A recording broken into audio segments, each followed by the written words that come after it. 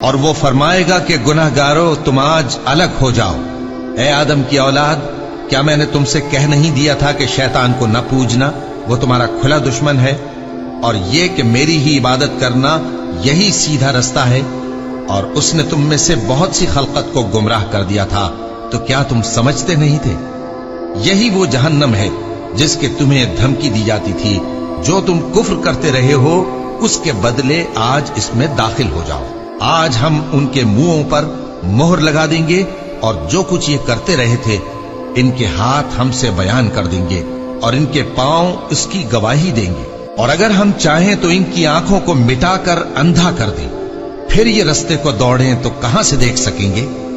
اور اگر ہم چاہیں تو ان کی جگہ پر ان کی صورتیں بدل دیں، پھر وہاں سے وہ نہ آگے جا سکیں اور نہ پیچھے لوٹ سکیں۔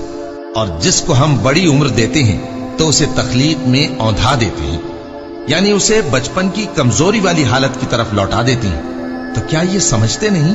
اور ہم نے ان کو یعنی اپنے پیغمبر صلی اللہ علیہ وآلہ وسلم کو شعر گوئی نہیں سکھائی، اور نہ وہ ان کو شایع ہی ہے۔